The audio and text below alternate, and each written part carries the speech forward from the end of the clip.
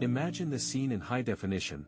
You are standing in the hallowed silence of a bookstore, surrounded by the intoxicating scent of fresh ink and high-quality paper, feeling as though you've entered a cathedral dedicated to the potential of the human mind.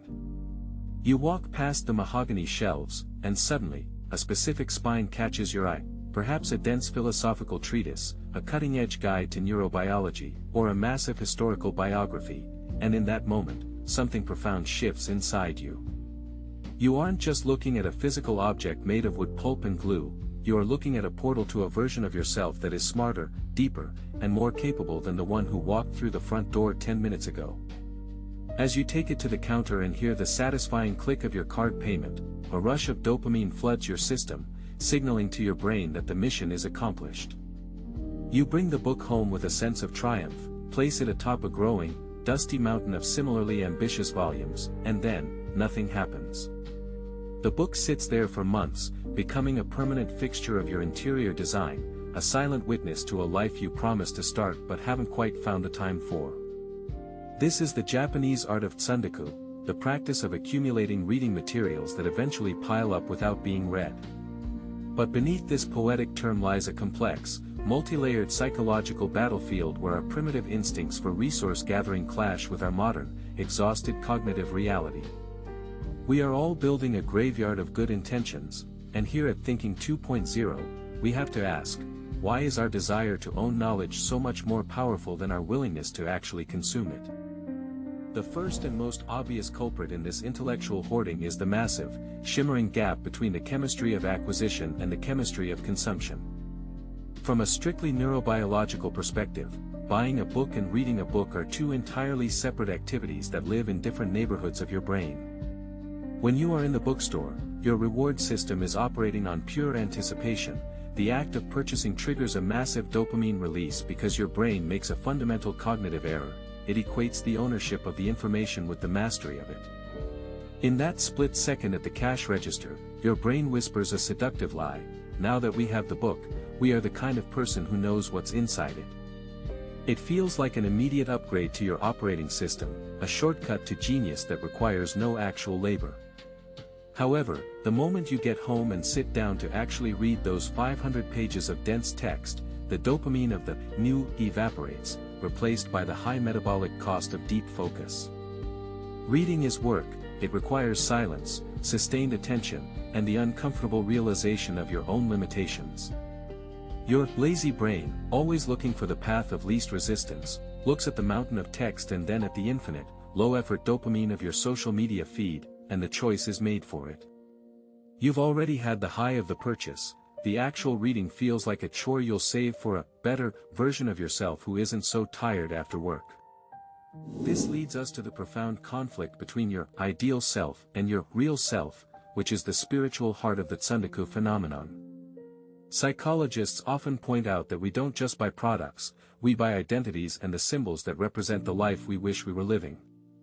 When you purchase a difficult, world-class novel or a complex scientific manual, you are making a down payment on a version of yourself that is an intellectual, a polymath, or a deep thinker. On your shelf, that book acts as a totem, a physical manifestation of your aspirations and your values. It's a message to the world, and more importantly to yourself, that says, I am a person who cares about the big questions.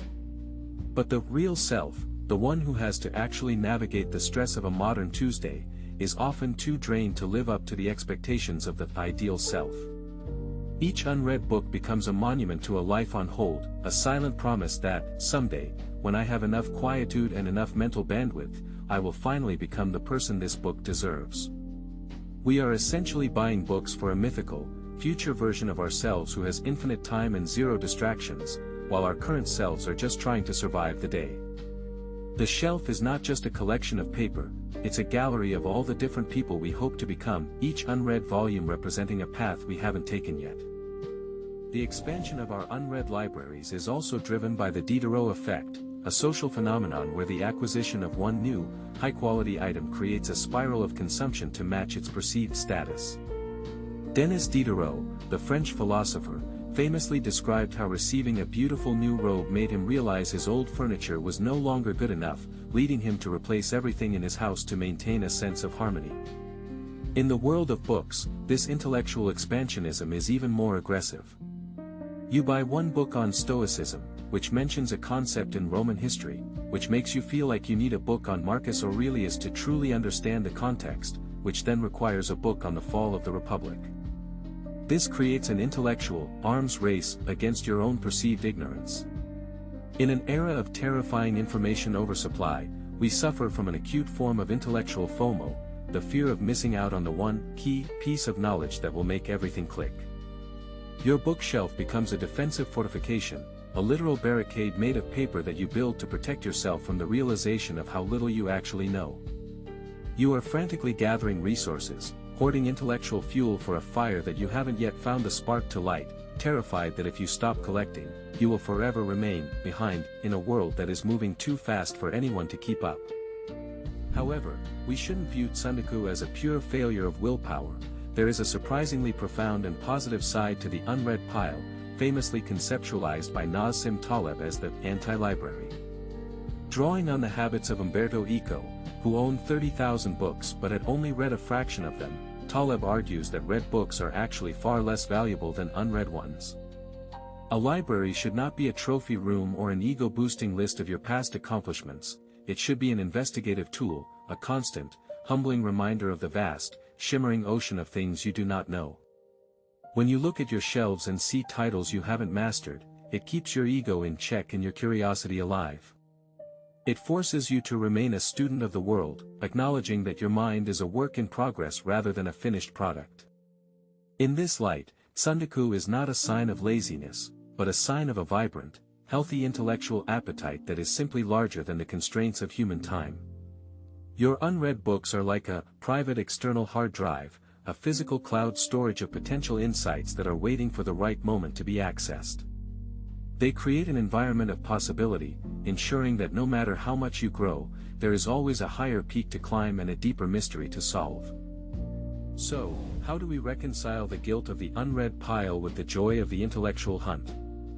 The first step is to stop treating your library as a to-do list and start treating it as a garden.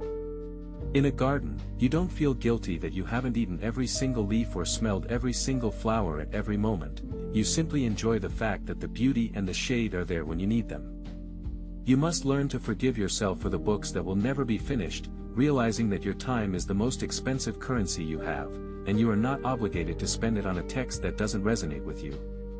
Practice the late on purpose philosophy with your reading. Don't buy the next bestseller just because the internet tells you to. Buy the book that speaks to your actual, current curiosity.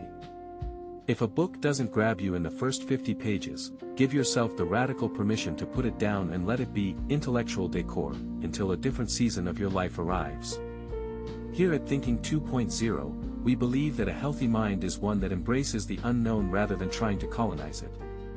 Your Tsundoku is a map of your soul's interests, a physical record of your hunger for meaning in a world that often feels superficial. If this breakdown of the book buyer's mind resonated with your overcrowded shelves, subscribe to Thinking 2.0. We aren't afraid of the silence here, and we're always looking for what lies beneath the surface of our habits. Leave a comment below. What is that one guilty book that has been staring at you from the shelf for years, and why haven't you let it go yet? Let's have a real conversation about the weight of our unread words. I'll see you in the next one. Bye for now.